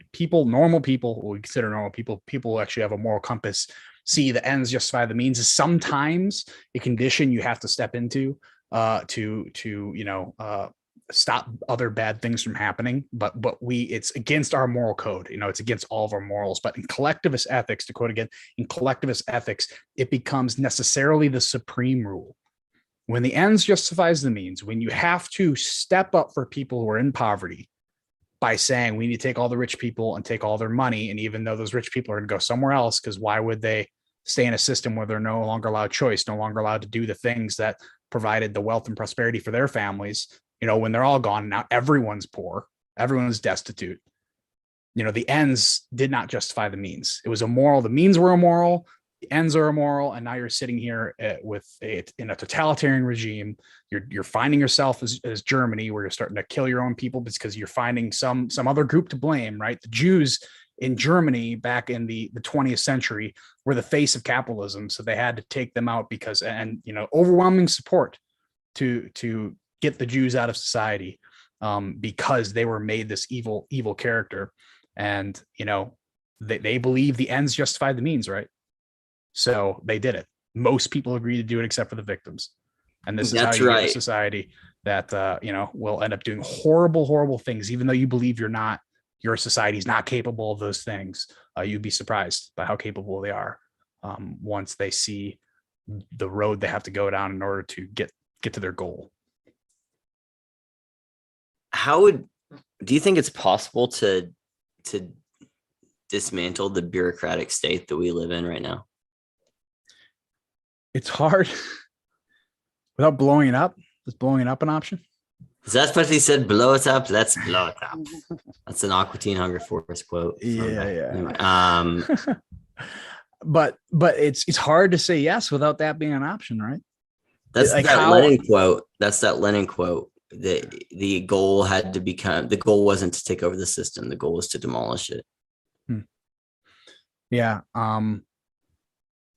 It's hard you have to get people who are willing to give up their own power, and that seems almost impossible, right? They talk about the worst getting on top. It's very rare that people who are willing to give up their own power, you know, those George Washingtons are rare, that decide, like, I will not be king because this is not what the founding principle of this country was based on. Not only would you need one George Washington, you need multiple in order to reverse the trend we're on now. But to do it in a way that's not going to end up being a French Revolution, that's the hard part, because a lot of the heads can get chopped off, a lot of bodies can be hung off of this head. In the end, you know, a great quote from another YouTuber. A great quote is, you know, he talks about a revolution is 360 degrees. You often end up where you started. So revolution is not always something that you want to jump into. But there is a point at which things get too far that you can't, it's hard to do anything but completely overturn everything. But I think that you have to start out with people reading stuff like this, people believing that freedom is a risk and responsibility that they should undertake, that the default condition is not, you know, there's a great, it's chapter 9, security and freedom, where he talks about, you know, you can't trade in your freedom for government sponsored security, you know, kind of like the Benjamin quote. We have to teach that into people now, you know, like we talked about with our Benjamin Boyce conversation, where we used to be a screw you daddy nation. You know, that was ingrained in us to say the government, screw you. You want to take my guns, screw you. Now you have half of the country clamoring to say, please take their guns. I feel unsafe unless you have all the guns. You know, it's this horrible culture change that we went through, that I think, you know, Hayek saw it in Britain. You know, Hayek saw it in Britain. There's a really good quote about, you know, when he saw Britain end their reign as the kind of ideological leader in the world, the Western world, when they started importing ideas instead of exporting them. And I think we're at that tipping point in America where we're beginning to export ideas instead of import them, or we're beginning to import them instead of export them. We want to be an exporter of culture. We want our ideas of freedom and liberty to go out to every other nation out there. But once we start importing ideas and saying, you know what, America's bad, you know, the Tom McDonald quote, or Tom McDonald rap lyric, I guess, is, you know, there's no people who hate America more than Americans. You know, we're starting to see a complete rejection of the ideas that got us here, the founding principles that got us here. And that is what's leading to a quick end. And I think reversing that trend is the first step to making sure we can maintain our constitutional republic. What's interesting is, if the year was 2006 or 2004 or something like that, I would have said there's probably a lot of Europeans that hate Americans more than Americans hate Americans. I think right now people probably just feel bad for us. Like, it went from like dumb American to those dumb Americans. Like, I don't see how anyone could hate something like this. It's like this like slow motion, like train wreck, garbage nonsense that we're seeing right now, where it's just like you can't hate it. I can hate it. I can hate it, but outsiders got to be like, if America was worth hating, one, there wouldn't be people trying to cross the border constantly. The right. biggest border crisis we've had in a while, if not ever. The horrifying in like 20 biggest numbers in like 24 years or something like that. But like the horrifying, video that just came out, as we're recording this is kind of the aftermath of us pulling out of Afghanistan. The horrifying video and pictures of the airport, Afghanis trying to grab onto an airplane that's taken off, and then the photos of the airplane in the air as people are hanging out inside of it falling off. It really reminded me of people falling out of the Twin Towers. Like horrifying graphics, and that's not what happens when America is not a beacon of hope. And according to the mainstream media here, everyone in the Middle East hates us because we're over there just trying to grab their oil, right? We're not. I will steel man the other side and say that even if that plane was going to Nepal, they would be trying to get on that plane because they just didn't want to be around the Taliban. Like that's just a way out. But it just showed us, showed us the importance of us as being there. Our presence there was keeping the bad guys away. And I know I made a post yesterday about I get it. This is something started by Trump, but that's certainly a message carried by Trump that why are we in foreign wars? I get that. But another important principle put forth by Thomas Sowell is there are no solutions, there are only trade-offs. And the trade-off that we did for freedom, we shouldn't be over there nation building. I don't really want to put our men and our men and women, our heroes, in harm's way. But what happens when we completely pull out is you see all this devastation with the families and everything that are left there, that are recognized as traitors because they actually supported the American military there, the oppression that's going to go on over there. And also, I claimed that I think, a 9/11 style attack seems to be probably inevitable on American soil, probably in the next decade. Because why would, this was kind of their plan the whole time. It's we can just wait you out. And then next time you leave, we'll just, plan another attack. It's just their method, unfortunately. Yeah. Except for this time, they'll blame it on Trump supporters or something. Shit, I had a question based on what you just said. I can't remember.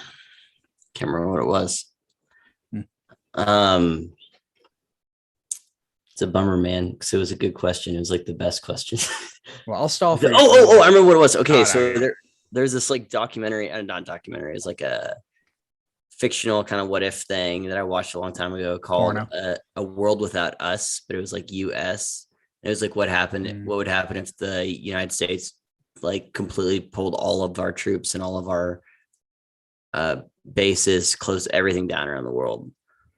And they basically posited that within a week, North Korea would invade South Korea.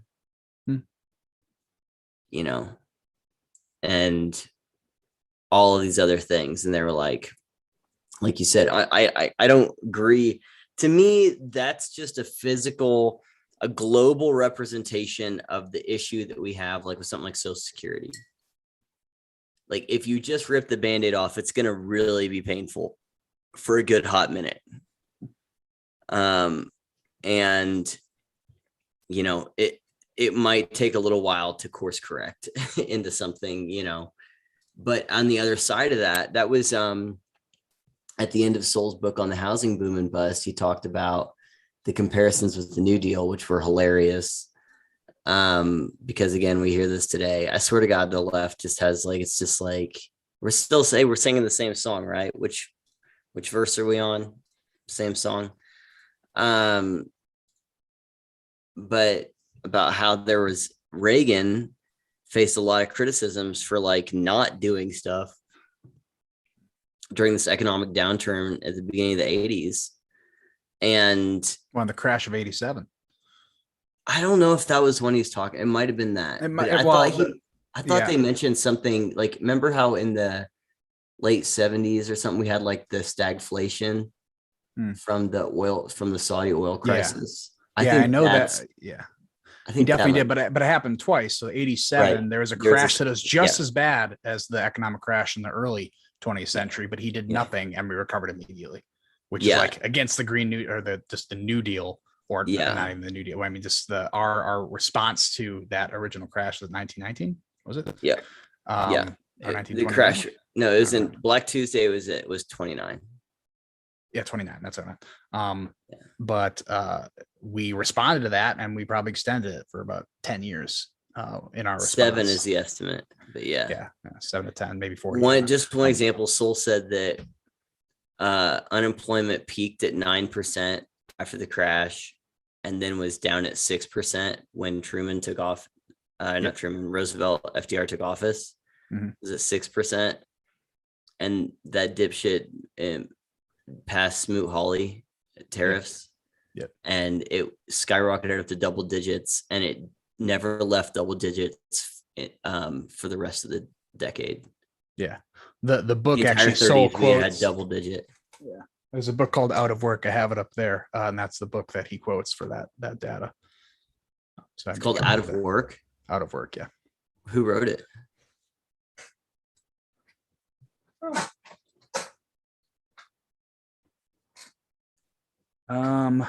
Richard K. Vedder and Lowell E. Galwell. So I don't know. Okay.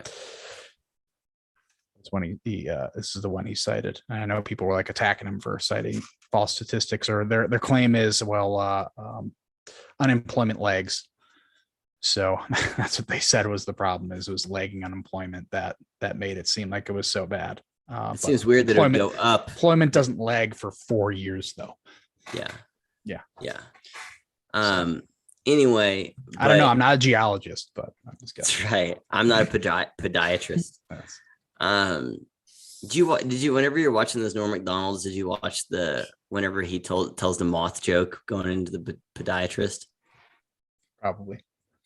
It's like a super duper long joke, and it's just like, what in the hell is this? Is the punchline of this joke? Oh yeah, I do remember that one. Yeah, the light was on. So, for all of you who are watching this live stream, this is what all of our conversations like offline and on the phone devolved to, is like, what jokes did these other people make, or like we'll just go into comedy like immediately. So, yeah, dude, is what it is. I went and watched. Well, actually, this was not funny, but I think I told you it might have been you. That's why I watched like The Big Short the other night. After this line, sons of bitches. But I'm gonna go and I'm gonna download some. I think I'll download the latest episode of Rick and Morty. I'll watch it tomorrow morning. Anyway, that has nothing to do with what the hell was I talking about? Smoot-Hawley, progressive, do nothing. Oh, anyway, okay. So how like whenever we did nothing, and the comparison, like things skyrocketed back. I don't know what made me think about that, because I know we were talking about something that made me think about that, but I don't know what it was. I don't know. So, okay, here's a question I have for you. And like, I know that doing like this mid-book discussion, which we've only kind of talked about the book, which is fine, was something that I wanted to do, but just like, I don't know, man, it just seemed like there's so much stuff here in this book. Like, can you imagine trying to do a full recap of the book? You know what I mean? Like a actual thought by thought, recap of the book. Like, it would take so long, man. It would take so long. And it just feels like there's so much here. And it honestly bums me out, Kevin, where it's like, there's so much wisdom. There's so much wisdom. I remember, and I know I've, maybe I've told you this before. I know I've mentioned this before in other podcasts I've done, where it's like, mistakes are good to learn from, but they don't have to be your mistakes.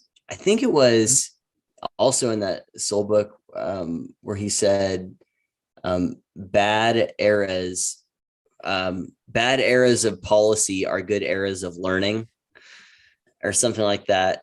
And so I get, my point is that it's okay for there to be these mistakes in the past, as long as people fucking learn from them. And like, so many of my friends got married before I did, and so I was able to learn from their mistakes. So they would have these fights and arguments, and I would be like, Noted. Now it just means I'll make a whole new, Right. Cavalcade of mistakes, but it means I'm not going to make theirs. And it bums me out that we have these mistakes, we have the knowledge, we have the information, and we're just still doing it. It feels like we're having the same conversations because the system is so geared towards doing something and ignore. And part of that is, and I think just a subroutine within that evolutionary process of selecting ideas geared towards action as opposed to inaction, is it also selects out or it whatever the opposite of that is. If it doesn't select for something, if something is recessive or something, I don't know, any link to disconfirmation of its own ideas. So it doesn't carry on. There is a selection process of knowledge that follows with it. So it's not just a selection of information or a selection of paradigms, but there's also a selection process of knowledge that starts to select out and leave behind anything that disproves like its other selection process that doesn't feed its other selection process of doing something. And that means that we're just losing information. We're losing paradigms. We're losing these frames and lenses and past examples that are tangible and realistic to learn from. And it really bums me out that it's like that people are just not connected to these examples from the past and these it's the wisdom of the past. I remember this is a long time ago, Ruben interviewed someone, man, this was like maybe 3 years ago. And this answer is always just kind of like, I've always thought it was an interesting answer. And he said, it might've been some historian. And he asked him, he said, if you were going to take someone who was alive like 100 years ago, even 100 years ago, 100, 200 years ago, and fast forward them to today. I think Dave was trying to make a point about like just the prosperity of today or something like that. Yeah. And he said, like, what do you think what would that like chronological culture shock be like for him? And the person said, well, of course they would have a time where they'd have to adjust all the technology and all their stuff. Right. Mm-hmm. That would be the biggest thing. And then he said, once that kind of started to sink in and they started to at least, become accustomed somewhat to the existence of technology, the first real tangible thing, in comparison to their time that they would notice and not understand would be the segregation that we have of generations, of how the young are siloed off with the young and the middle age are siphoned off the middle age, and the older people are siphoned off the older people. And so there's just not a big connection between the wisdom of the past and then those who will go on into the future to like lead in the future. And that stuck with me for a long time. And I think that's just kind of, just one other way of articulating that point of that we've lost that link because the system is selecting out like, okay, boomer, or whatever. And I do have my my share of ire for boomers because of just the ways in which their idiocy is shaped the last 70 years. But at the same time, we can't lose that connection, even if there's things that frustrate us. That should be a mistake to learn from, right? Right, exactly, and you get that by being connected to it. No, that's a great point. Yeah, that's a great point. I think there's a little bit of a bandwidth issue. We just have so much information coming at us that we can only focus on so much at a time. But I also do think that, and it's where it's coming from. It's coming from the now. It's all about the now. It's all now information. Well, it's not past. This is not my original idea, but what I always try to repeat is the greatest privilege we have today is to judge people of the past by our standards. So we can look at them as evil, racist groups who should have never been around and they're awful people, and we can never learn anything from George Washington because he held slaves. We can never learn anything from any of the founding fathers because he had slaves. That's correct. And that's just an awful attitude. Like, you have to learn every it's like the Jurassic Park quote. It's like you have to stand on the shoulders of geniuses in order to get to where you want to go, to get to that prosperity. If you actually want to invent something other than fire in the wheel, you have to stand on the shoulders of geniuses, but you have to have respect for them and acknowledge it. We lost that respect. We lost that acknowledgement. We think we're just better than they are. And I think the bad ideas stick in our heads, I think, from something else, right? We should have natural selection of ideas, if you will, where all the good ideas are selected out because we find ourselves more prosperous at the time. So we keep selecting out all these great ideas, and that's how we keep moving forward. That's how we progress. But these bad ideas stick in our heads like a parasite. It's something they stick in because there's not a penalty for them. Evolutionaries think about it like that. If that plant is poisonous, you take a bite, you're dead. Right? Yeah. A lot of these bad ideas aren't having those consequences. That's what the champagne socialists, right? It's like, yeah, sure, defund the police. I've got my private security. So like they can pass on ideas, think about it like just like traits, like being passed on genetically. So they can pass those things on without paying a penalty for it. Yeah.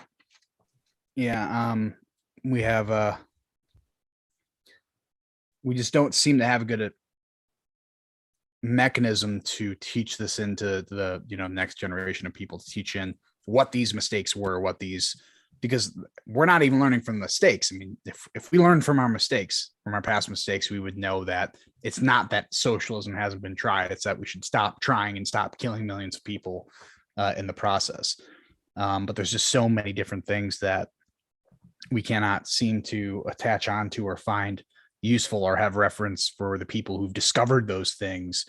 People, I mean, when I talk about discovering things, I'm talking about Solzhenitsyn's, the people who got out alive and said, this is the atrocity that you will experience inevitably if you go down this road. Pay attention. Flashing red lights, pay attention. Exactly. Yep. Utopia means unattainable. You can't get there. Nowhere. It's Puff the Magic Dragon. You're just gonna keep chasing them. And then you're going to OD in a bathroom stall somewhere.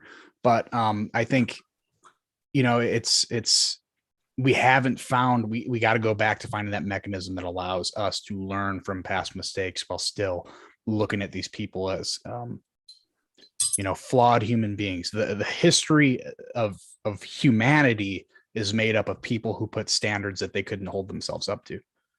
And we need to stop just condemning them for not holding themselves up to those standards. And actually recognize, what they can teach us rather than just them as a people, and trashing them with hashtags on Twitter is not a super effective way to do it. So I think we need to go back to learning rather than, I always talk to my kids, like when when I tell them something and they don't listen, I'm like, you don't listen with your mouth, you listen with your ears. Sometimes you just got to stop, pay attention, and have reverence for people who might not have been great before you. But go back. Yeah. Your mom's a really good listener, and she does actually listen with her mouth. Fuck you, Shorzy. Anyway, like really good. So, all right. So what's so that aside, what would you say, like, so far? I mean, I know you said that for you, the switcheroo of language has been like the big takeaway, and the way, and it's kind of one of those things that you see it and you can't unsee it, like a lot of this stuff. Mm-hmm. But like, what are you,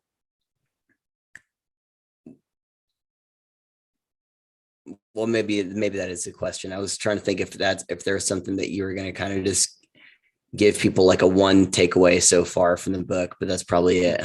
What are you looking for? Can I talk to you about something I think important? I highlighted here, and there's actually a quote that you have here from chapter 5 that I think is something that we need to put focus on. The quote is here. Yeah, good. I'm falling asleep, so I'm like trying to not like, yeah. Go on. Yeah, do it. Let's do it. We can even close out with this one, but I think this is extremely important. And what you wrote here is the decreased probability of agreement leads to the increased necessity of coercion. What do you mean by that? It means that we're not like, well, that's what Hayek says, is that socialism can only be attained under circumstances which most socialists would vigorously oppose, right? So if you have a plan and you have 100 people in a room and you say, hey, look, me and my 10 friends, or me and my 2 friends or whatever, like, we've got this really good idea. Like, we're the experts. Like, of course, this is a great idea. People are going to listen to this. People are going to want to do this. And then, and we planning, right? We're going to give you some platitudes. We're going to give the formal meaning, as Burnham would say, to something. And then we get power, and then we start to give the specifics. And there is some people, let's say 30%, are like, I don't want to do that. I will never do that. And then you get like another 30% who are like, I won't do that, but I'll do this version of that, and it just goes on and on and on. And the point is that it's very difficult to get consensus. And if this is a thing that you feel like you have to do, this is maybe the thing you said you're going to do, that you've committed to doing. You literally now have to choose between failure and force, because you can say, well, we didn't get enough people along, on board with it. Darn it, maybe next time. Or you can say, the reason I'm even in this situation is because I think this is the morally right thing to do. I think this is a virtuous thing to do. We're going to have a better society if we do this. And so, if you want to make an omelet, you got to break a few eggs. And if there's some degenerates, some deplorables, some, unwashed, whatever, we need a new Vaccinated. word for the B word. Yeah, I was trying to come up with another word for that, but if we, if some unvaccinated dregs, are going to keep us from getting, well, we're going to break those eggs because we got to get this omelet made. So, and the problem is that especially in a diverse society, even in a homogenous society, you're not going to get full consensus. But especially in our society with over 340 million people, you will not get consensus. And if you have to choose between failure and force, and you are completely convinced of the rightness of your idea, you're either going to opt out. You're going to say, okay, I personally will take the L. I will fail. I'm okay failing rather than doing this thing.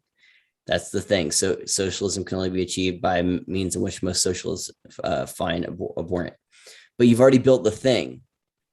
You've already built the machine. And so you opting out does not mean that the machine is, someone else will take your role, and then they will exert force instead. That's why the worst get on top. But that's the point, is that all of these things, they either think that they'll get consensus on. I mean, you saw this with who was the mayor? It might have been like the mayor of San Francisco, or of no, it wasn't San Francisco. It was either Portland or Seattle. Okay, so it wouldn't be Portland because that's a guy. So it was the mayor of Seattle. This woman was in this interview, and she had said that she was going to require all policemen to get vaccinated. And the interviewer is like, but what if they don't? Are you going to fire them? And she's like, well, I think they will. And the woman said, okay, I've had police officers reach out to me, many, who say they won't. Will you fire them? And she wouldn't answer the question. She kept saying, she's like, well, no, I just reject your assumption. I'm just more optimistic than you are. Okay, I think they'll make the right decision. And of course, she's just obfuscating and just kind of, like deflecting. But the point is that she had this idea that she's going to get consensus. She's going to get what she wants. And she kind of she put a shot across the bow, in a tweet or something about how people would get fired. But then she wouldn't answer the question. And we're seeing that with a lot of the stuff. Again, the same with the masks off, man. This isn't pants off, dance off. This is like mask off, like authoritarian hour. Nothing rhymes with masks off. But anyway, like masks are off with this stuff. Where it's like you're seeing articles and you're seeing quotes, and you're seeing people in the news like Don Lemon and other dipshits who are like, well, hey, look, we tried offering it for free. We tried all these carrots. We tried all this, these treats and incentives, and those didn't work. So you don't want this carrot. We're going to give you the stick, and we're going to use coercion. And it's like, that's exactly right. That is exactly how this thing works. Exactly how this thing works. These idiots think that they can impose their will on everyone. And when everyone says no, they'll choose force over failure every time. Yeah. Because those are the options presented to them. I don't know if that answers your question, but it does. Yeah. I think people think, especially so this idea is in a chapter of Planning and Democracy, in which Hayek explains how planning and democracy are really not. Is that chapter 5? Is it 5? It's chapter 5, yeah. Okay. Yeah. So yeah, Planning and Democracy in chapter 5, where he talks about how there's no possible way a planned economy or a planned society can possibly take in all of the objective ends, goals of all of its people. So it needs to build a social scale of values in order to try to account for all of these things. And that's never going to come at a large agreement. And the more that they have to, publicly show they have to push their ideas on people, the less agreement there's going to be. When all of these states came out with mask mandates, or like, okay, a lot of people don't agree with that. They go with vaccine mandates. Now more people are disagree with that. And the more overbearing that power is, the less people will agree. But when they decrease that power, if they can get this coercive power, then that agreement is absolutely irrelevant, right? This is the trade-off that they want to make. It's like, okay, you don't have to agree with me as long as you give us power and force the people who don't agree with me to agree with me. And it's no longer agreement. Agreements is no longer a necessity, which agreement is very necessary in a democracy, which is why that's one of the reasons why you see this attempt at dehumanizing people who might dissent, because it will make the use of force and coercion more palatable, palatable to the average person. Yeah. Right. So that's a huge part of this. And he gets into that in the Why the Worst Get on Top chapter, right? Where he's like, you have to have an enemy. Because if you don't vilify, once you realize you're going to have to use force, you have to do something to get the rest of the people who might actually agree with you on board and desensitize them to the force you're going to have to exert. Eric Hoffer. Yeah, exactly. Explains that exactly in The True Believer. And it's inevitable. Like there's no other logical solution to this when you start down the trail, when you start down this road, that it's going to go down any other road. You're going down it. So I think that's important to recognize. And I think the chapter after this, chapter 6, which is Planning and the Rule of Law, is also extremely important chapter. We don't have to. It has to be arbitrary, and that's what he gets into about how like the law can't have any understanding. Like blind justice can't exist with this, because they have to be able to force their outcomes. They don't like if they don't know how it's going to play out. And that's really, really telling. That's a huge red flag. Yeah. A quote here that we've seen many times is, to produce the same result for different people, it is necessary to treat them differently. You have to treat that as arbitrary law. You have to treat them differently. To give different people the same objective opportunities, not to give them the same subjective chance. When we go out there and we see disparities, and someone who wrote a review of Thomas Sowell's book, and he had a really brilliant line in there that we need to stop treating disparities guilty until proven innocent, because that's how we treat them now, right? If we see a disparity, it's a bad thing. Something bad must have happened to get us there. No, it's you will see disparities naturally occurring when you have if you advocate for multiculturalism, okay, fine, multiculturalism away, but then don't expect equal results in the back end, because culture has such a strong influence, unless you're Ibram Kendi, such a strong influence on what you do and how you act and decisions you make, the choices that you put in front of you in your reality. It's like, I don't, if there's this one choice to work hard, and I'm in a culture that's like, I'd rather have leisure time, which is there's nothing wrong with that. Why would I work hard? Why would I get all this money? Because you get to choose which one you want to go with.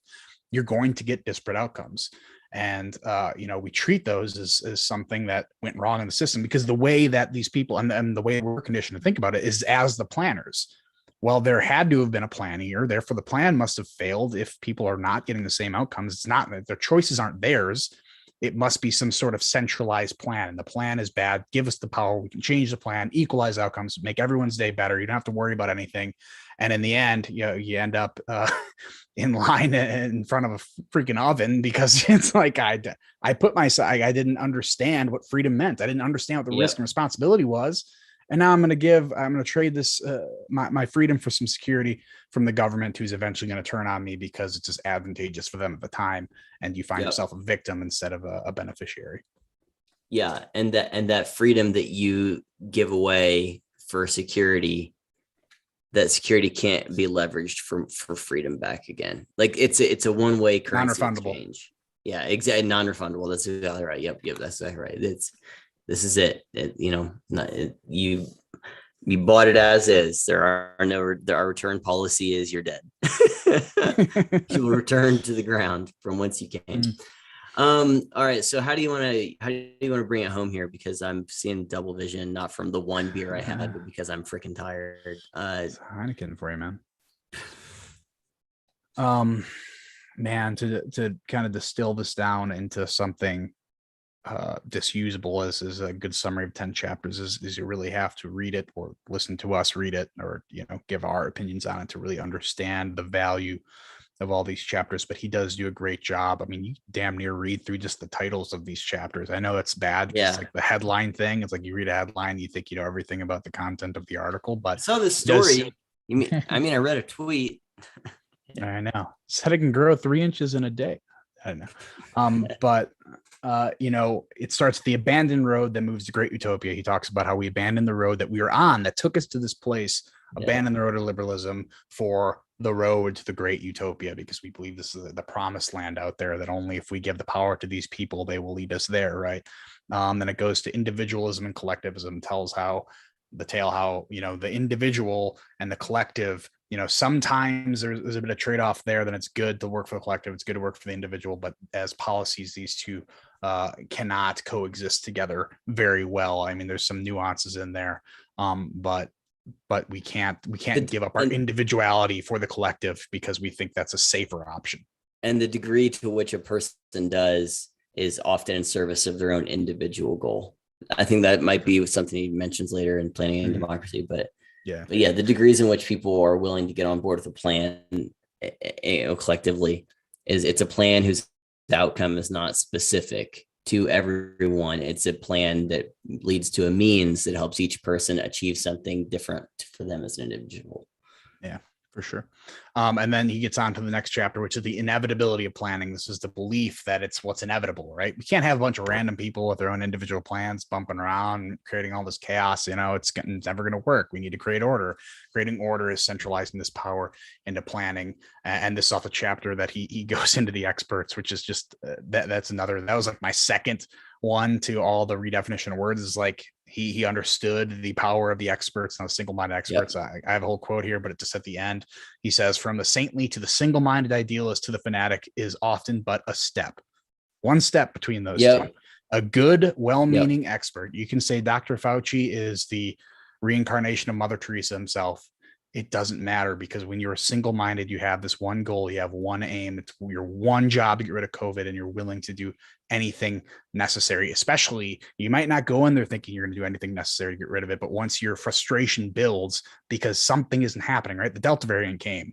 You have all these, everyone's looking up to you to have a solution for them. You are much more willing to do all these different things, all these different means to create the end of ending COVID. And sometimes the ends just means a lot less people, a lot less freedom. And that's just the way you get there. Again, I'm not putting anything on Dr. Fauci here that he's a bad person. You can make your mind up on that opinion yourself. But what I'm saying is the experts here, the experts is something you can't just give up your power to them to think they'll lead you to the promised land, because it's the same thing as going down the road to the great utopia. It's not there. You have to control your life if you want to end up, being a fully functioning human being in a liberal society.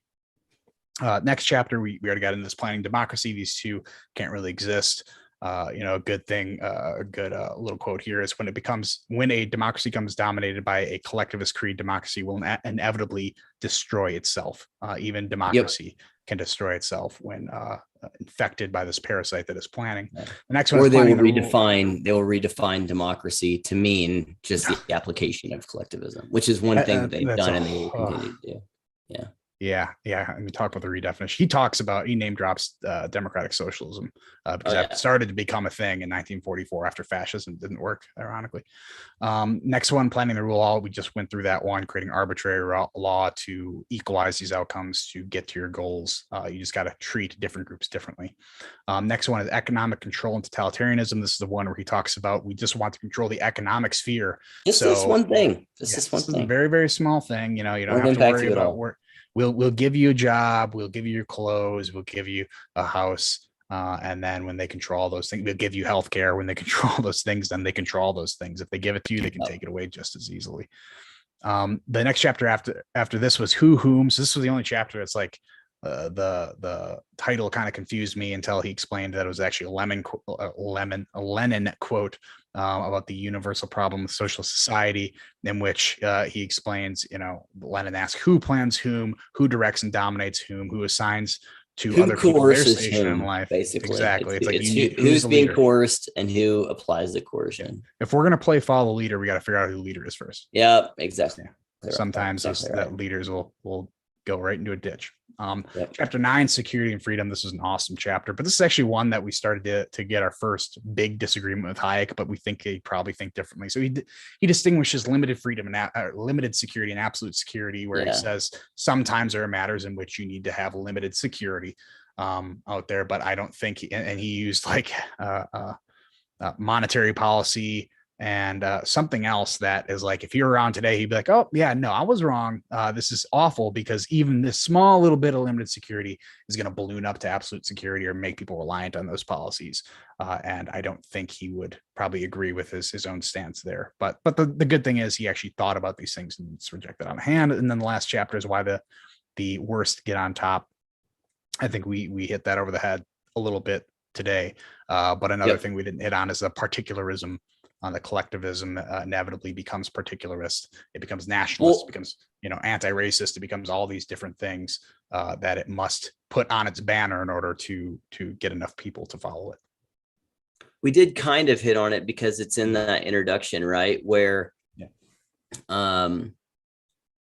he said that's that in Hayek lamented how Western democracies were increasingly circumventing the spirit of liberal constitutionalism by passing coercive legislation, typically under the guise of achieving social justice, but in reality, serving well-organized coalitions of special interests, aka particular groups, because they can only ever serve these small particular groups. Yeah, and that's a well-organized minority will always be able to rule over an unorganized majority. But that's exactly right. The particularism, it's a further teasing out of the whom thing, I think, really. Yeah. It's like which particular group is going to be served here, either ostensibly or really. Yeah. And I really like that chapter 10. There's just so much good stuff in there that I wish we'd just done a second review of that one, but just reiterating why the worst get on top, because it's inevitable. Like why would there be any other option there? And he actually has another quote by someone else in here that does a great job by Frank K. Knight. He said, quote, they would have us do these things whether they wanted or whether we wanted to or not, and the probability of people in power being the individuals who dislike the possession and exercise of power is on the level of the probability that the extremely tender-hearted person would get a job as whipping master in a slave plantation. The kind of precursor to that is like, you have to do some bad things to people who you perceive as bad. Force or failure. Pick. Exactly. It's like the people who are throwing people in gas chambers, the people, who were at the head of the firing squad, those are people who had to volunteer for that job. Are those people going to be the kind-hearted people that you want leading a country? No, they're not going to be. And that's what happens. It turns good people, otherwise who would be good people, into bad people, because they just get used to this horrible condition. And, the people who are unwilling to change, those are the first people who get shot in the back of the head when you're going through, this violent revolution to take planning. So, we've seen it time and time again, and we I think we do a pretty good job at keeping it light and humorous for a lot of the stuff. But as I mentioned in the last episode, if we wouldn't make jokes, if we wouldn't, do the best we can to add some humor to this, you'd start crying, because this is a review of the greatest atrocities that have happened, certainly in recent human history, but And the certainly ideology. the heaviest scale. Yeah. I Yeah. mean, there's some horrible things that have happened, in the long ago past. But just like as we said in World War I, these really, really efficient tools to kill people made it super horrifying. We have more efficient tools now to truly oppress people than we ever had before. And by going down the road to serfdom, to servitude, it's just using these efficient tools. It's using Twitter, an efficient tool, to control the public discourse. It's using the CDC to push down COVID policy down on people who don't agree with it. It's so many things of a large coercive government that has all these avenues for power to truly hurt the people. Now we saw what happened, in Mao's China. Through the 20th century, we saw these collectivist policies kill around 100 million people. Imagine what happens next time it wheels its head around. It can be a lot worse. So that's why this book is important. That's why we hope these reviews get out to more people. As much as we try to be lighthearted about it, it's because we have to. But I hope everyone listening or who will listen to this will go check it out.